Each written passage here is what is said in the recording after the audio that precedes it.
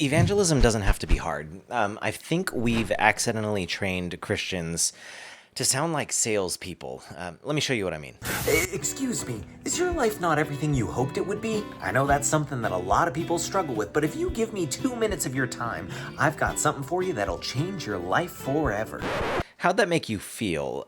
If your first instinct was like, oh, please don't sell me your product, it's not that you hate Jesus. I think it's because nobody likes feeling like they're being sold to. Evangelism isn't sales. We've made evangelism way harder than it needs to be. And so what I'm going to do is I'm going to give you a few mindset shifts that will help make evangelism feel more natural and normal, and at the same time make it more effective, at least in my experience as a modern human being in the 21st century in America. The first mindset shift is you have to actually believe that it's good news. I mean, evangelism comes from Evangelion, which means the good news. And so if you don't think it's good news, it's going to be really hard to share. And so this is the thing that has to actually start in here. It's not like here are 3 conversation tips, because I mean, people can smell that coming from miles away.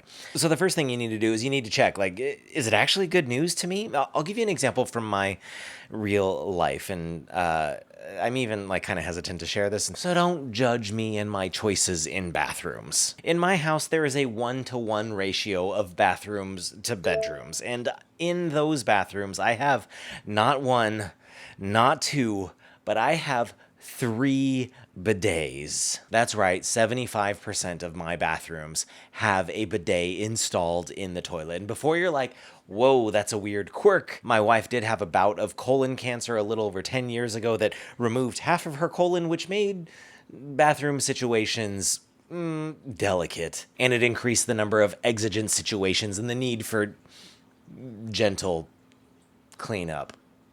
Was that too much? Oh well, too late. Anyway, when we installed these things back in 2009, 2010, bidets were not a normal thing here in America. I know that there are other parts of the world that have been decades ahead of us on this thing, but it was a new thing for us. And our friends were like, dude, what is that thing on your toilet? And not to go too deep into oversharing here, but any of my friends that would be like, what's the deal with your toilet? I would be like, you do not know what you are missing. You do not know what your bathroom experience can be like if you have not had one of these things installed in your house. In fact, for some of our friends, I'm the weird friend that's like, dude, you just get a bidet. It'll make things better. And the reason I would do this is not because I'm a weirdo that's being paid by Big Bidet to endorse their product. It's because I was like, hey, actually, this has improved our experience. And so because you're my friend and I care about you, why don't you install a bidet? And I know for some of you, this is probably bordering on heresy that I'm comparing the gospel to bidets, but if the gospel really just comes down to good news, I was like, hey, this is good news.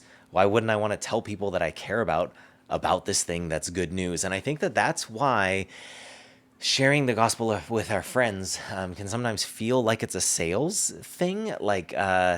Hey, I'm trying to get you to convince to be wanting to be in a life relationship with Jesus, and I can't think of the right words to say. And I think we get into that state because maybe you don't actually believe it's good news. If it's actually good news, you'd be like, oh, bro, you don't have Jesus in your life? Girl, you don't have Jesus in your life? Oh my gosh, let me tell you about this. If it's good news, you're going to share it. So if you're having trouble sharing the gospel with people that you know and love, then that's the first step, is to work on actually believing that it's good news. If you're just trying to do it to get a jewel on your crown, or because someone told you that you'll get a bigger mansion in heaven or whatever garbage like that if you do more sales for Jesus, then knock that off. Work on your heart and actually believe it's good news. The second mindset shift that I think will help with evangelism is realizing how important listening is. You see, evangelism for a lot of us feels like it's this declaration that we are supposed to give, this thing that we're supposed to put out there. But I think the first thing that we need to do as Jesus followers is something that even the early church did. Is it wasn't just a proclamation, but as they went to new places, a lot of times the first thing that they would do is that they would pay attention, listen to the things that people are saying around them, observe what's going on. Paul, before he talks to the philosophers at the Areopagus or Mars Hill, he doesn't just say his spiel that he had planned and packaged. He said, hey, I noticed that there's this altar to the unknown God. Can we talk about that? And because he paid attention to that little thing, it then naturally flowed into a conversation with these philosophers there about the thing that went down with Jesus. And so your most important ultimate tool as an evangelist, someone who is representing the good news of Jesus, is to actually listen to people. And this is a human skill that's largely lacking in the modern world. Is I feel like a lot of conversations are just like a tit for tat, like all right, your turn to talk and share a thing that you care about, and then I'll share a thing that I care about, and then it's your turn, and then it's my turn. You, me, and then it's just like hitting a volleyball back and forth. Instead of actually, when someone shares something about themselves, being like, oh man, like, tell me more about that. Oh, you had a rough week. What made it so rough? Oh, your kid tried out for the soccer team. Like, how's that going? What position do they want to play? And hear me really, really clearly. This isn't like a sales thing. Make sure that they feel heard so that you can tell them their spiel.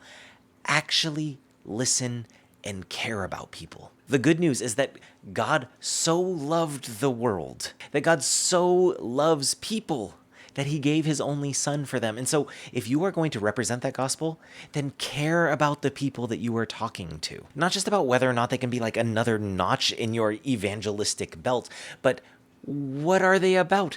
What do they care about? What's going on in their lives? Because God cares about that as well. And if you look at the life of Jesus, you see him do the exact same thing. When he's talking to different people, it's not like he has these preloaded sample evangelism packages. He talks to the woman at the well in one way, and he talks to the rich young ruler in another way, and he talks to the Pharisees a different way, and he talks to John the Baptist a different way. He talks to tax collectors and fishermen in different ways because he's paying attention and listening to them. So before you jump in and try to be like, how do I get the gospel into this conversation? Hey, listen to them and care about them, and you'll find that you are able to talk about Jesus in a way that is relevant to them because you actually took the time to listen and care about them. Yeah, but what am I supposed to say? And that's the third point, is that it's not about like knowing exactly what you are supposed to say. Even Jesus, when he talks to his disciples, he's like, hey, when you're going to go share things, in fact, you might even be put on trial sometimes. Don't like rehearse your speeches. When you're put in those situations, the Holy Spirit is going to give you the thing that you need to say. So what I want to encourage you to do when you are evangelizing is to normalize talking about Jesus. We do this in so many other parts of our lives. We lower the barrier to entry to conversation about things because they are a natural, normal part of our lives. For example, this is my wife and these are my daughters, and guess how often these three ladies show up in conversations that I have with my friends, with my students, with people at church, with people even if I'm just in a regular conversation with someone that I'm talking to for the very first time. Guess how often these ladies come up? All the time. You know why? Because they are a part of my life. Oh, you started a new fitness routine? Oh man, my wife is the queen of squats. Musical theater? My daughter loves musical theater. She just got back from a musical theater camp. She wanted to play the part of Mrs. Potts, but she didn't get it, but she was still pretty happy about the thing that she was able to do. In those conversations, I'm not like, oh, I'm just hoping for an opportunity to talk about my wife and daughters to prove to everybody that I love them enough. But no, like, they're a part of my life. And so guess what? When we're talking about stuff with people, they're going to come up in conversation. For example, if you're involved in your church, like oftentimes the most common question on a Monday is, hey, how was your weekend? And if part of it is that you like volunteer at your church and you play electric guitar on the band, or you like get there super early to help set up chairs or whatever, you'd be like, yeah, like it was kind of a long day at church. It was rewarding. It was good. And if they're your friend and they care about you and it wasn't just like a polite, like, hey, how was your weekend? They might be like, what? You play electric guitar? Are you serious? Or what do you mean a long day? Like, what did you do? And you find you're talking about church. Or like if the previous night you read something in the Bible that like had your mind spinning about some stuff, and people were like, hey, what are you thinking about? You're like, I read this thing in the Bible the other day, and I'm just thinking about like what that means for my kids. Then they're gonna be like, what was that all about? And it's not like manipulative, like talk about the Bible so people ask you, but it's like if it's part of your life, it's gonna come up. Like I'm even thinking about like with my kid, like I'm wearing a Death Cab for Cutie tour shirt from when they did their like 20th anniversary Transatlanticism album. They did like a whole thing with the Postal Service. It was a pretty good show. But I even noticed with my 10-year-old daughter, a song came on, like I had things on shuffle. I like, shuffling the music. Sometimes feels like the radio comes on at random. And one of the songs from the Transatlanticism album came on, License and Registration. It's not like a big pop song that everybody loves. It's like a, I don't know, kind of niche hipster song. But the song came on and she was like, oh yes, License and Registration, which I'm like, okay, that's a wild thing that my daughter is like, woohoo, this song. But I realized She's probably excited about the song because I've played that song a lot of times in the car while she has been around. And I've probably spoken well of it. I've probably sung along with it and like tried to harmonize with some of the lyrics. And it's not because I'm trying to indoctrinate my daughter into becoming a Death Cab for Cutie fan. It's not like a high pressure like sales experience where I'm like, oh, I hope my daughter better like the same bands as me. Ugh. But like, it's music that I like and it's part of my life. And so guess what?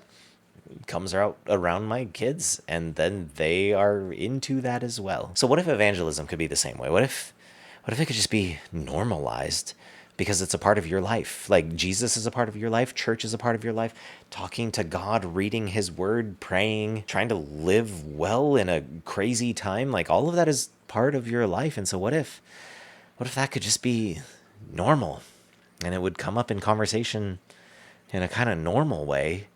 Because your life is actually immersed with that. You're actually like thinking about, meditating about, and spending your time in all of that stuff. What if evangelism didn't have to be this high pressure sales thing, but rather it was something that happened because you actually think it's good news and you listen to your friends and you care about the people around you and you talk about stuff like normal people talk about stuff that you care about. And I know that some of you might have clicked on this video because you're like, I need immediate evangelism help because I'm going to go do a thing tomorrow. And I'm sorry that this isn't the video that's going to give you the answer to that. But I do think long term, if you want to have meaningful, effective ability to share the good news of Jesus, this is where it's at.